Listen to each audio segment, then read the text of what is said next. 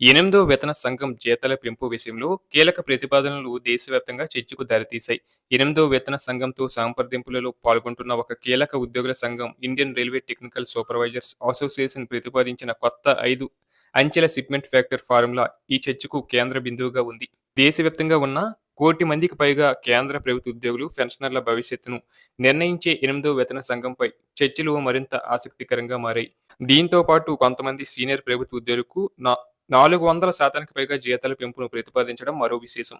కొత్త shipment factor formula సాధారణంగా గత పే కమిషన్లలో అంటే ఉదాహరణకు 7వ పే కమిషన్‌లో షిప్మెంట్ ఫ్యాక్టర్ 2.57గా ఉండేది.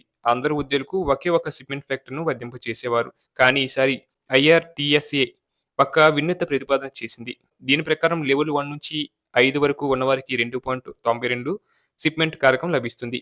లెవెల్ 6 నుంచి 8 వరకు ఉన్నవారికి 3.50 లభిస్తుంది. లెవెల్ 9-12 వరకు ఉన్నవారికి 3.80 షిప్మెంట్ లభిస్తుంది. ఇక లెవెల్ 13-16 ఉన్నవారికి 4.9 షిప్మెంట్ లభిస్తుంది.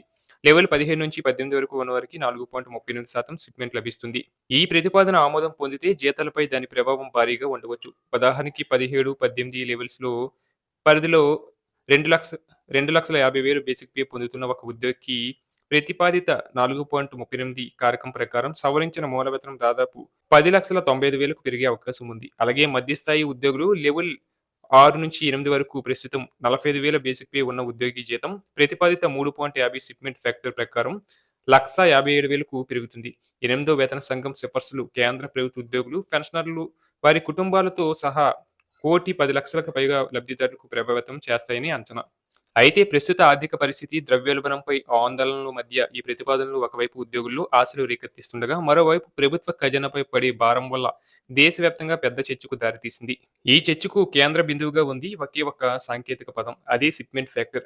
షిప్మెంట్ ఫ్యాక్టర్ అంటే ఒక వేతన సంఘం కింద జీతాలను సవరించడానికి ఉపయోగించే గుణకం. దీని సూత్రం చాలా సులభం. కొత్త మూల వేతనం, ప్రస్తుత మూల వేతనం into shipment factor. Shipment factor 3 ఉంటే ఉద్యోగి ప్రస్తుత బేసిక్ జీతం 3 రెట్లు పెరుగుతుంది. 7వ వేతన సంఘం కింద షిప్మెంట్ ఫ్యాక్టర్‌ను 2.57గా నిర్ణయించారు. ఇప్పుడు వివిధ రంగాలలోని ఉద్యోగ సంఘాలు అంతకంటే చాలా ఎక్కువ సంఖ్యలను డిమాండ్ చేస్తున్నాయి. కొన్ని సంస్థలు 3.83 షిప్మెంట్ ఫ్యాక్టర్‌ను కోరాయి. మరికొన్ని అంతకు మించి కూడా వెళ్లాయి. National council joint consultative machinery కనీస మూల వేతనం 69,000గా ఉండాలని డిమాండ్ చేయగా, భారతీయ ప్రతిరక్ష మజ్దూర్ సంఘ్ కూడా ఇదే డిమాండ్ చేసినట్లు సమాచారం. ఇదిలా ఉండగా ఎనిమిదో వేతన సంఘం స్వయంగా విస్తృత సంప్రదింపుల దశలోనే యాంటీ ఇచ్చింది. రిటైర్డ్ జస్టిస్ రంజనా ప్రకాష్ దేశాయ్ నేతృత్వంలోని ఈ కమిటీ ఇప్పటికే ఢిల్లీతో పాటు పలు ఇతర ప్రాంతాలలో సమావేశాలు నిర్వహించింది.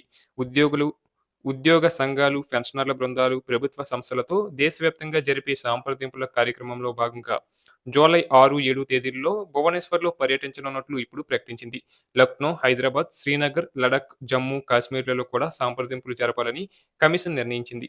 1946లో ప్రారంభమైన సాంప్రదాయాన్ని కొనసాగిస్తూ ప్రభుత్వం 2025 నవంబర్ 3న అధికారికంగా ఎనిమిదో వేతన సంఘాన్ని ఏర్పాటు చేసింది.